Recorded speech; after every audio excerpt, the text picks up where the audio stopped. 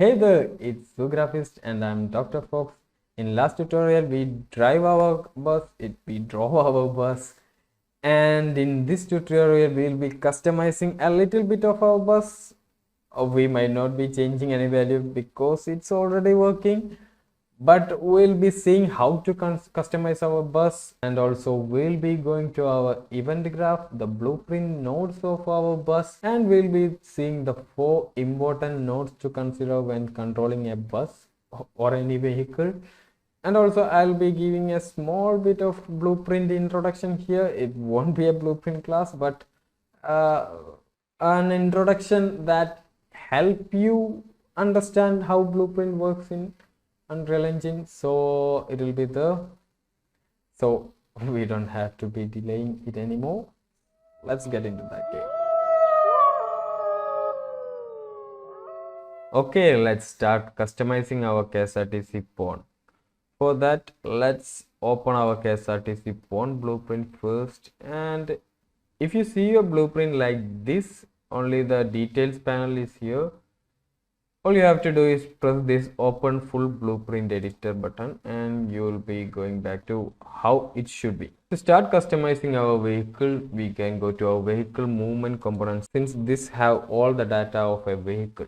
And you know this is a child blueprint. We made a child blueprint from our sports car parent pawn, and all the event graph settings as for now is coming from that sports car parent pawn.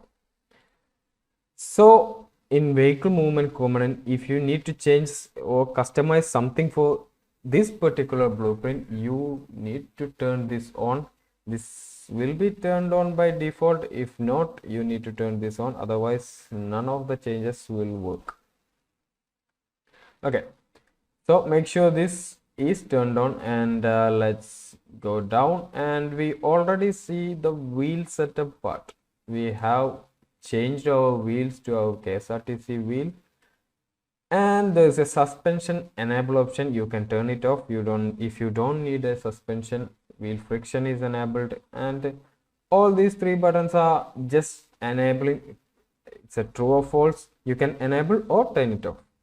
But if you need more control, like you need to change the suspension amount, you can go to this wheel front blueprint we have created. You can either press this button, it will automatically take you there, and we have 2 different class for front wheel and back wheel. You can change it in both, and there's our wheel setup here, and if you go down, there's a suspension settings here, and you can change that.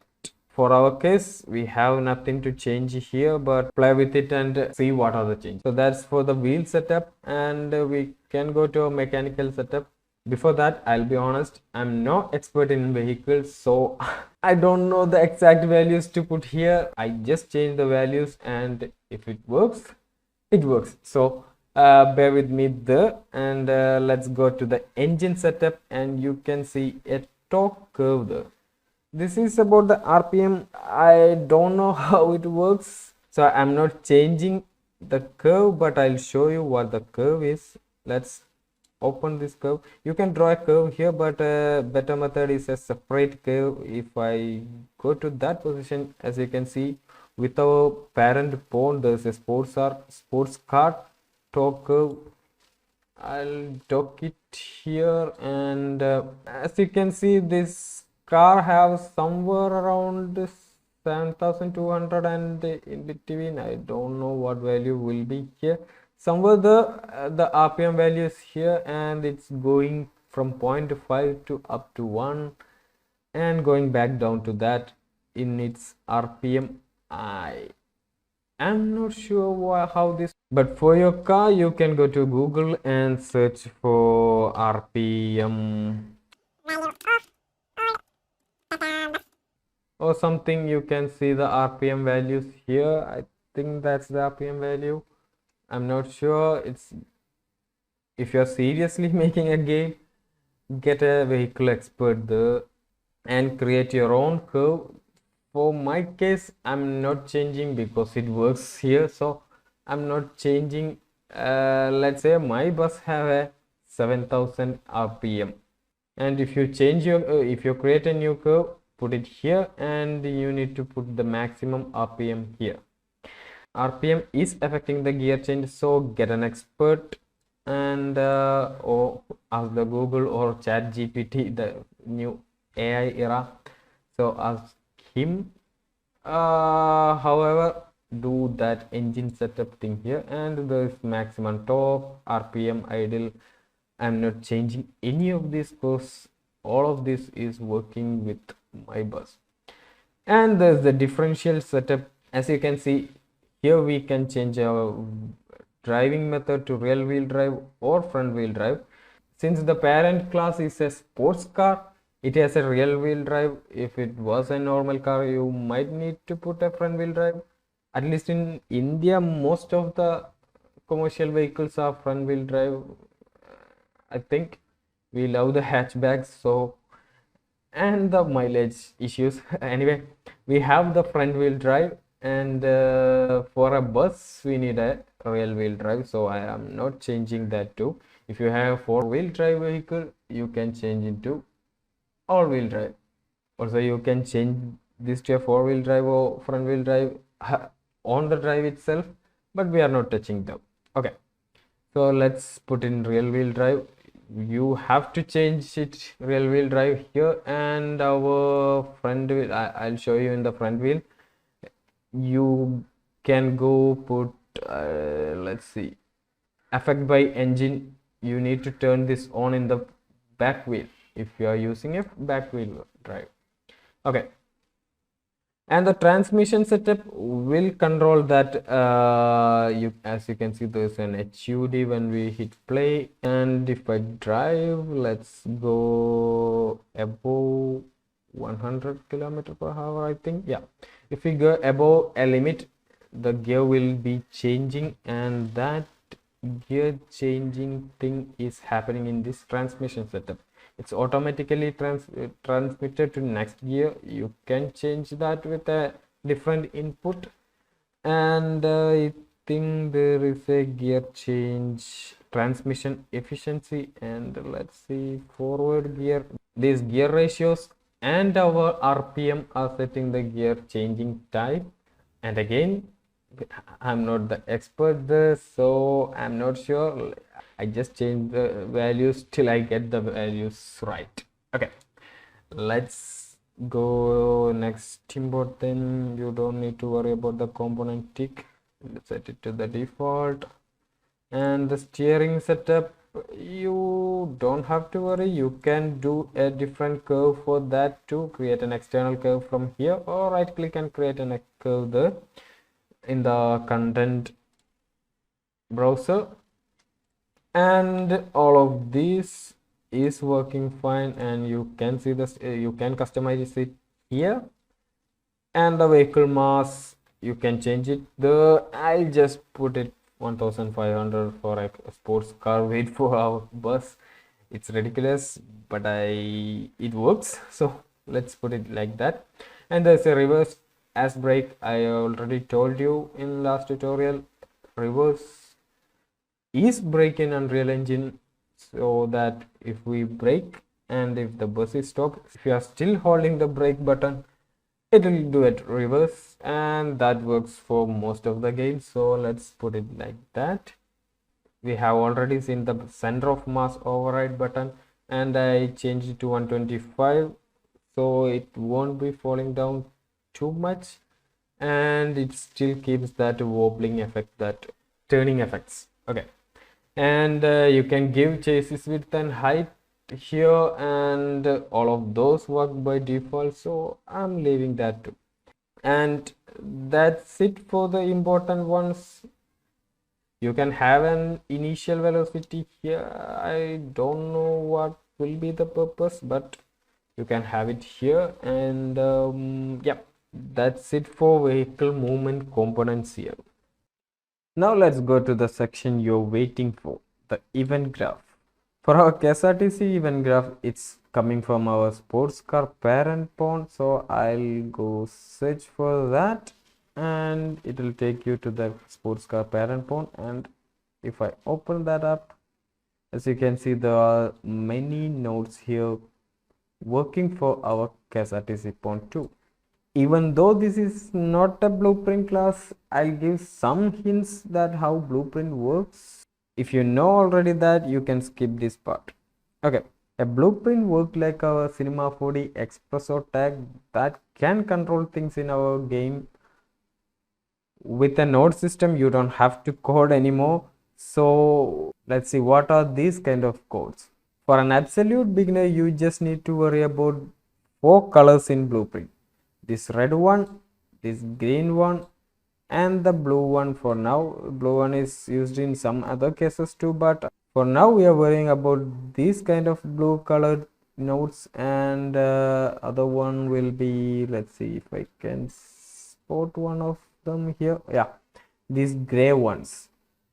Those are 4 kind of blueprint nodes you need to worry about now.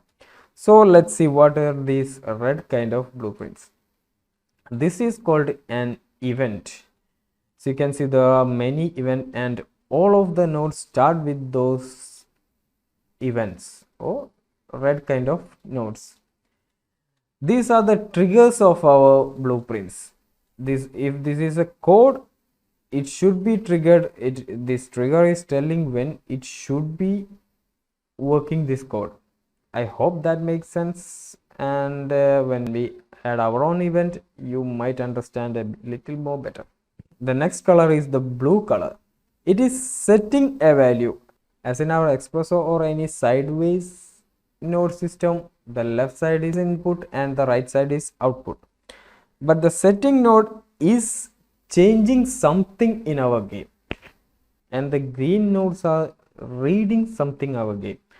So the red one will tell the code when to work, and the green one will get data from our game or the pawn, whatever thing you have it is on, and the blue one will setting data for that pawn or the actors or the components in a game. Now as for the gray ones, they are the flow control. Let's search for flow control.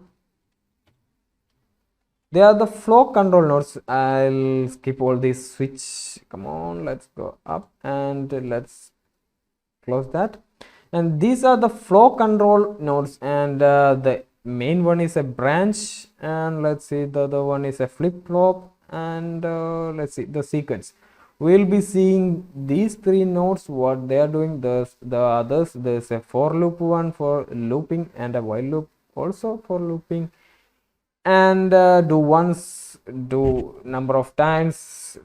We might not be seeing that in this tutorial, but we'll be seeing this branch one, and let's say sequence one, and also flip-flop.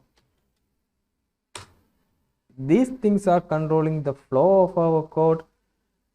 Easier one is the branch to explain. When our code have a true or false condition, if it is true, the code in this side will be working. If it is false, the code in this side will be working. We'll be seeing that too, so I'll delete it here. And the last thing we need to know about blueprint we start is this white line thing. This is called an execution pin, and this is the line connecting the executions. So whenever there is an event happen, it will be giving out an execution trigger to the next node, and all the setting node have this input execution pin and output execution pin, but the read nodes doesn't have it. In some exceptional case, some read nodes have it, like a negate float. I'll have a negate float here, and it has an execution pin. I'm not sure why it has an execution pin. This is just a minus. If you don't know what negate node is, if the data is coming positive value or +1, +2, +3, it will change it to -1, -2, -3, or if it is a negative value, it will turn into positive value. But it's just doing this multiplication with let's say, I didn't mean to add a pin. Let's say multiplication with a -1 will do the same, and it doesn't have an execution pin. So I'm not sure why this have an execution pin, but some of these read nodes have this execution thing. All you have to do is, if you have to use it, I always use the -1 thing for this one. For some other node and you have to use this, you can just go like this and it will do the negate thing too. But for now, I'll put it back here and let's turn it off. And we'll analyze a one simple code for understanding better. I'll go to our movement input action and let's see what it is doing. There is our IA throttle. If you remember, we have an IA throttle input action in our IMC input mapping control. So we are using that here and we are setting our vehicle movement component is our vehicle here, vehicle's throttle speed with that input. And whenever it is triggered, this execution pin is happening and it's setting the throttle value from this action value. So whenever we press that button, in this case W button, it will be triggered and it's setting the action value to 1 in our throttle, so it will be speeding up. And when it is completed, in this case when we take our hand from our W key, it will be setting that throttle again with a 0 value for now, because there is no W key pressed, so the action value is 0, so it won't be giving any throttle input here.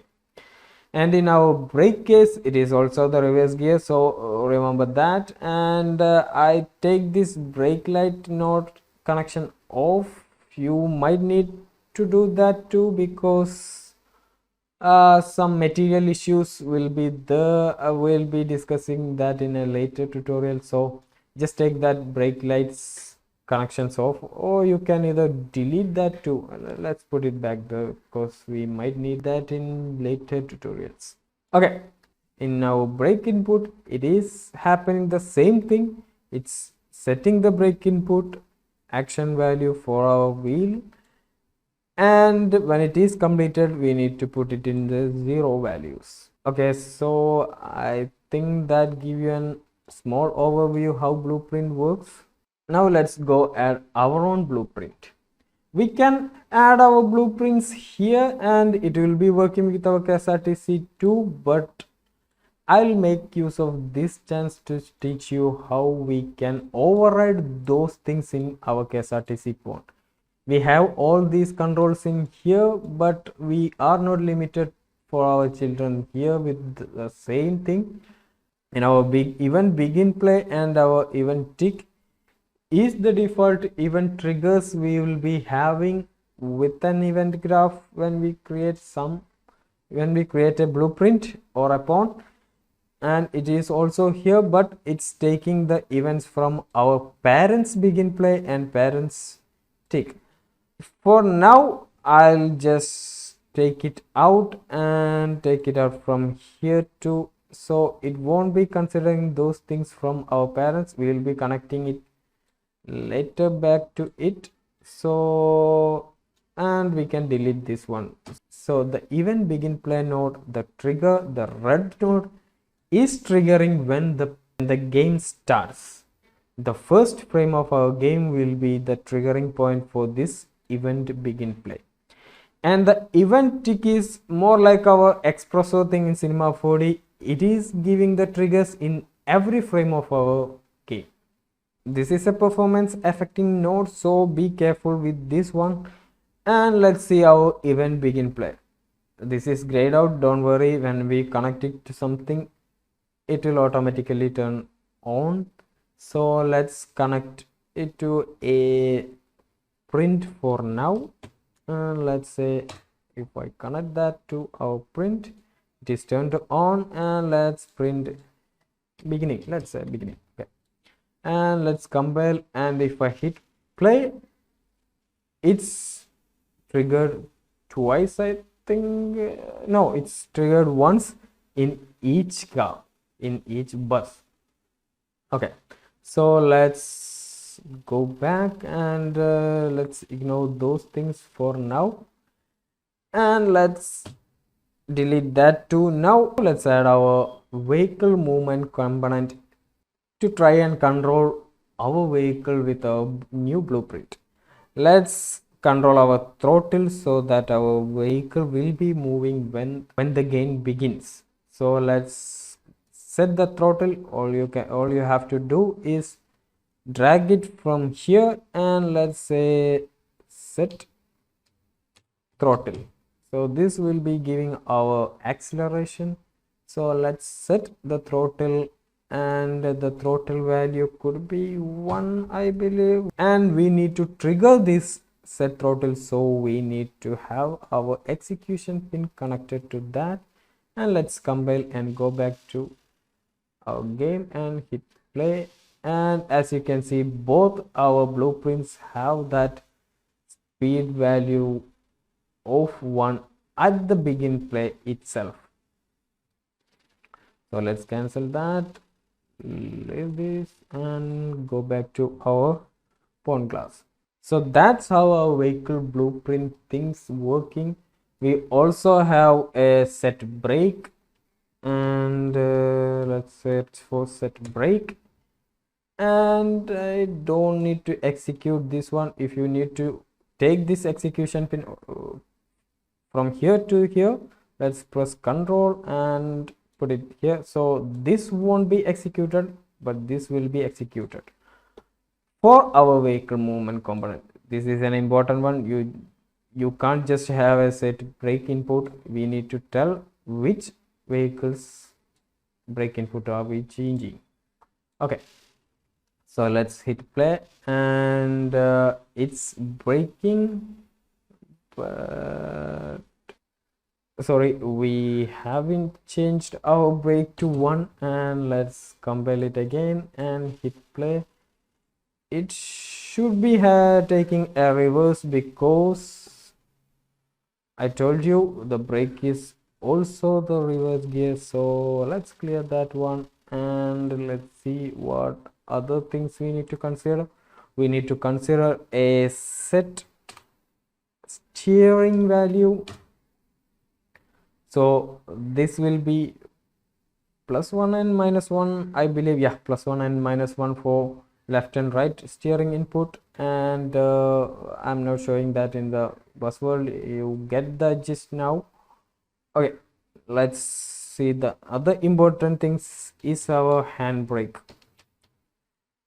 Let's set that too. So this will be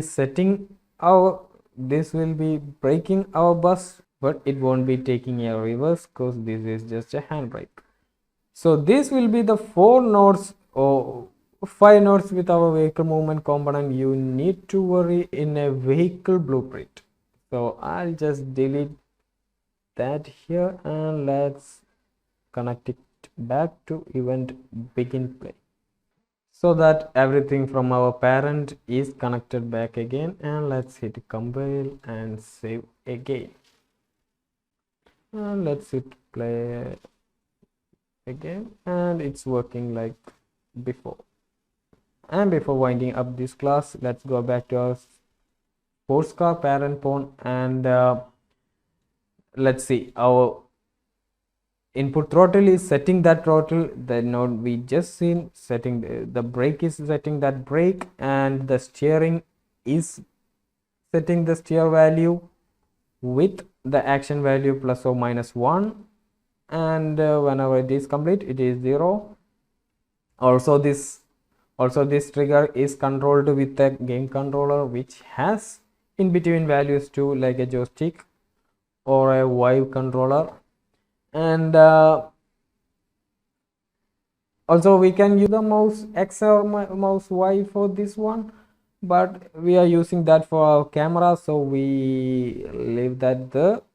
And the handbrake is setting the handbrake, and whenever that is completed or we take our hand from our spacebar, it is setting the handbrake false too. That is also an important thing. And I disconnected this brake lights trigger pins because I don't have a brake light material for my bus yet. We will be creating that too later. And there are some other nodes for our camera controls. We will be looking at this in our next tutorial. We will be creating a new input for this one. This just controls our X rotation of our camera. Like if I hit play and let's see, if I move my camera left and right, it's working, but if I move my camera up and down, it's not working. And also in your case, the camera won't be rotating for our front camera. I already did that in my cameras, but we'll be doing that again. So yeah, we'll be creating a new input and for X and Y axis, and we'll be connecting that too. And there's a custom event here. We'll be seeing that too in what that is in next video. And let's go, what else other, and there's a toggle camera switch that deactivates one camera and activates other one. And there is a flip-flop one. We will be seeing that too with our door animation.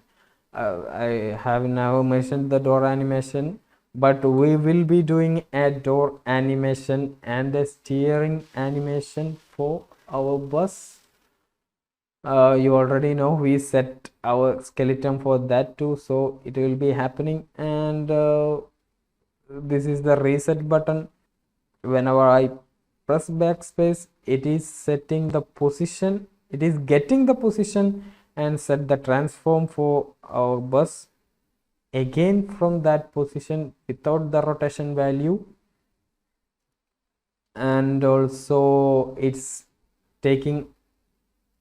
removing our angular and linear velocity from the bus, so it will be placed still, not a moving bus. So yeah, that's an overview for our event graph.